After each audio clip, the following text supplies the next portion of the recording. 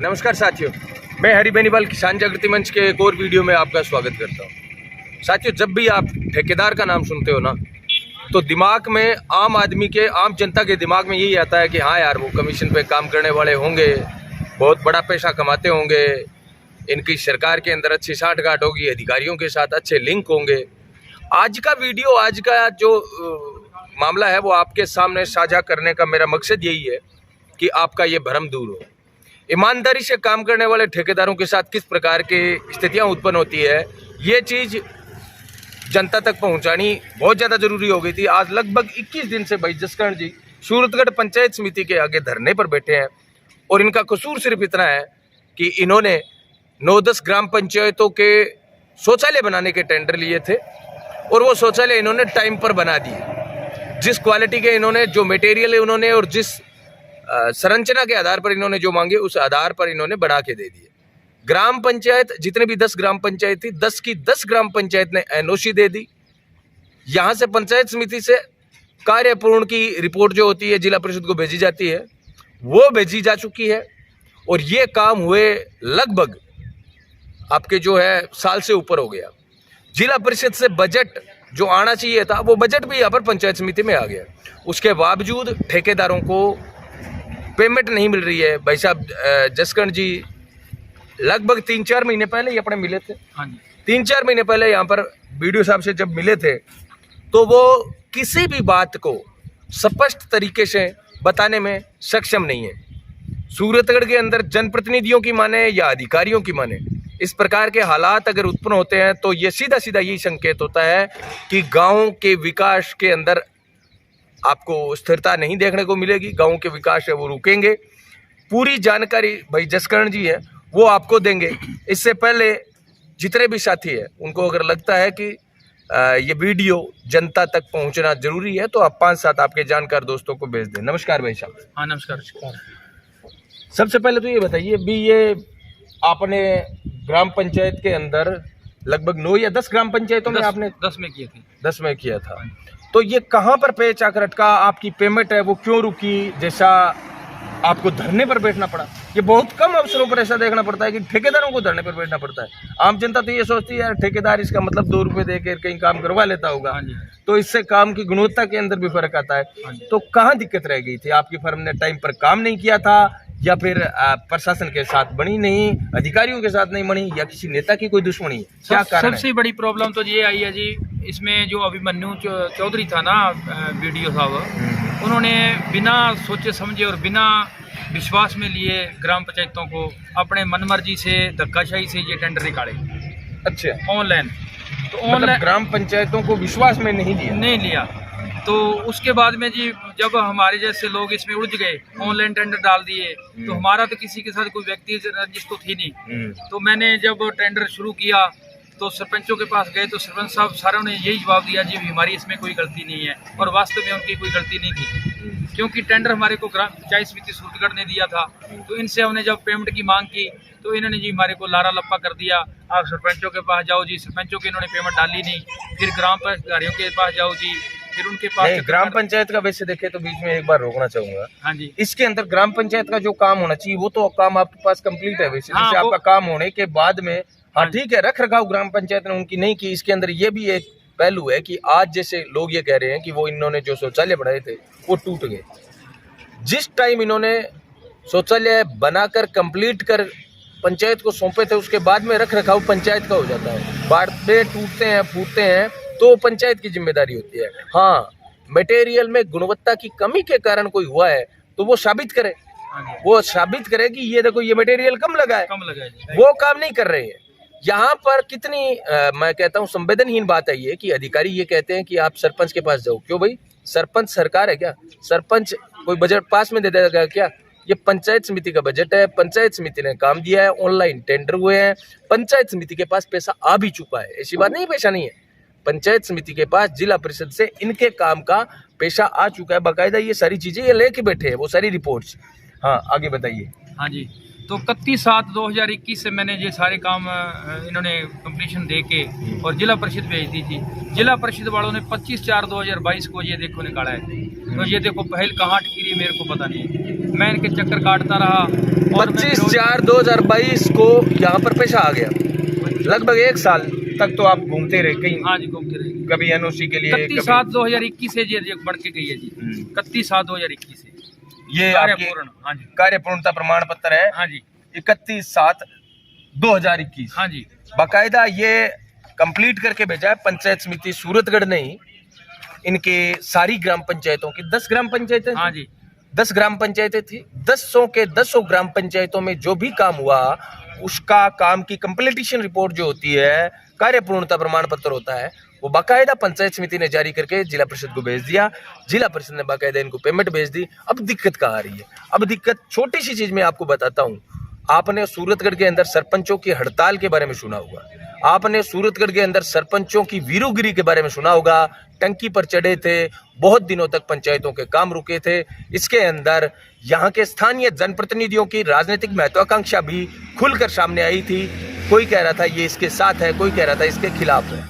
उसके बाद में तत्कालीन बीडीओ अभिमन्यु चौधरी को यहाँ से रिलीव होना पड़ा था।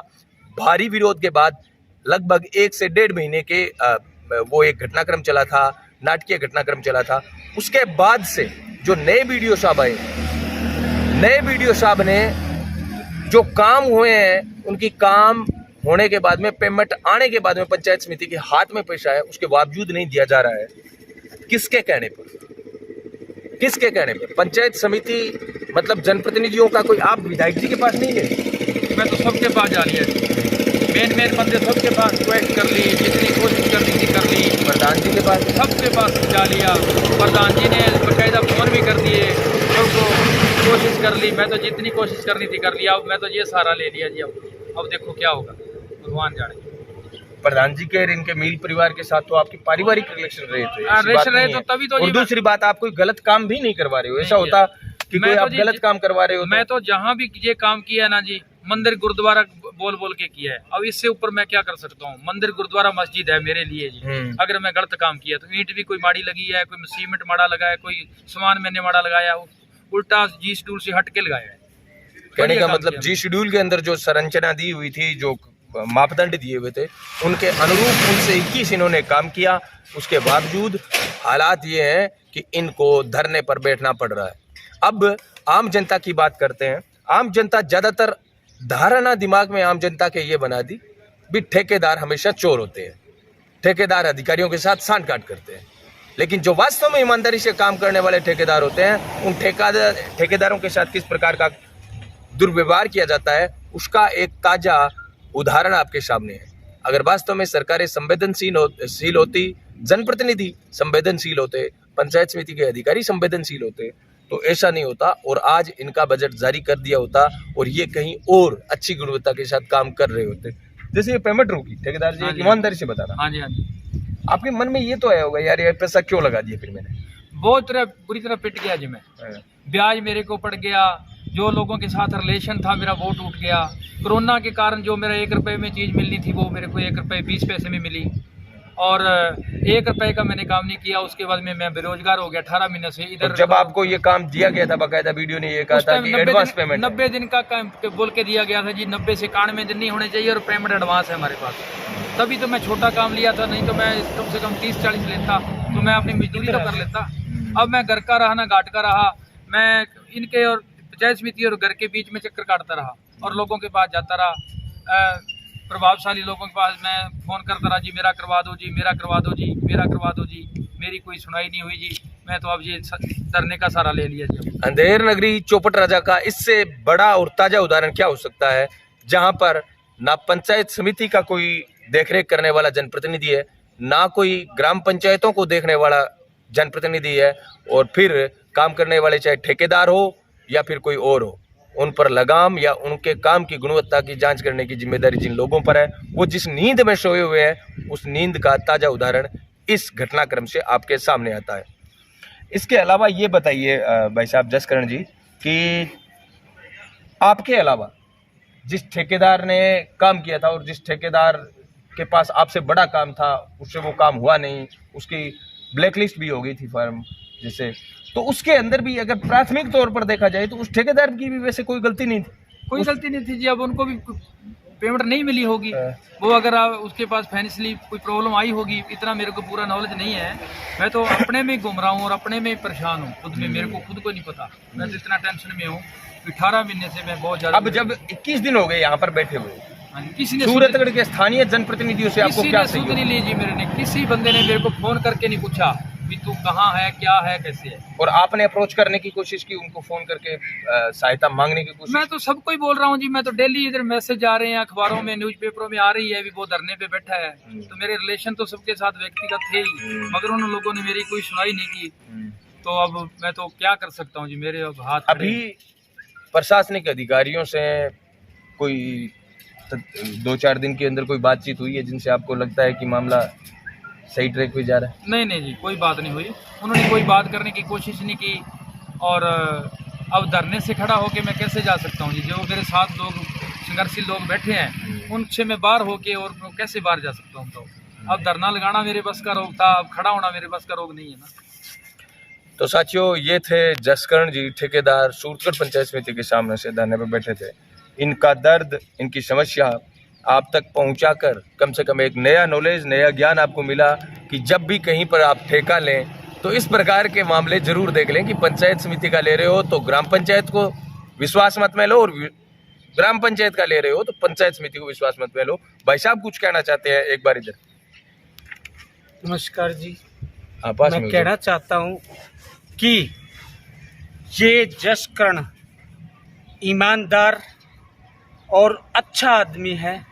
इस आदमी के साथ हम लोग तन मन धन से इसके साथ हैं, क्योंकि ये ईमानदार आदमी है, ईमानदारी से इसने सरकार का काम किया है। और यहाँ का पंचायत समिति प्रशासन जो है ना, वो बहुत गहरी नींद में सोया है, उसको ये नहीं दिखाई दे रहा है कि एक ईमानदार आदमी इस तरीके से बैठा हुआ आज 20 दिन हो गए हैं और उसकी इन्होंने कोई भी जो है ना रिस्पांस नहीं दिया कि भाई हम आप आइए, हमसे बात कीजिए। इसलिए हम ये जान गए कि ये सारा कुछ इस प्रशासन की भ्रष्टाचार का जीता जागता सबूत है। बस मैं इतना ही कहना चाहता हूँ। और हम लोग इस आदमी के लिए तन मन धन से लड़ेंगे, और अगर इस प्रशासन ने नहीं किया तो हम आगे जो भी और भी कड़े कदम उठा सकते हैं। इसलिए पहले हम विनती कर रहे हैं कि इस आदमी की सुनवाई की जाए, इसका न्याय दिया जाए, इसका जो है ना पेमेंट किया जाए। एक बार धन्यवाद। तो जसकरण भाई साहब, अब आगे आपकी क्या प्लानिंग है? आगे प्लानिंग है जी, इसको ग्रुप करेंगे और स्टेप बाय स्टेप आगे संगठनों से हमारा। अब रोष मार्च का मैंने सुना है, कल कोई रोष मार्च है, कितने बजे? एक बार शांतिपूर्वक रोष मार्च हमारा रखा गया है। कितने बजे? 11 बजे। कल 11 कल 19 तारीख को 11 बजे। कल 19 तारीख को 11 बजे पंचायत समिति से सामने। और जरूरत पड़ी तो बाकी सब संघर्ष समिति की जो सारी राय होगी वो आगे टीम को ज्ञापन भी दे सकते हैं। तो साथियों, ये थे जसकरण जी, जिन्होंने बताया कि किस प्रकार से ग्राम पंचायतों के काम करने के बाद, इनको सीसी जारी होने के बाद भी आज पेमेंट के लिए धरना लगाना पड़ रहा है। ये एक स्वस्थ लोकतंत्र के लिए और बेहतर भारत के लिए शुभ संकेत नहीं है। धन्यवाद। जय हिंद, जय किसान।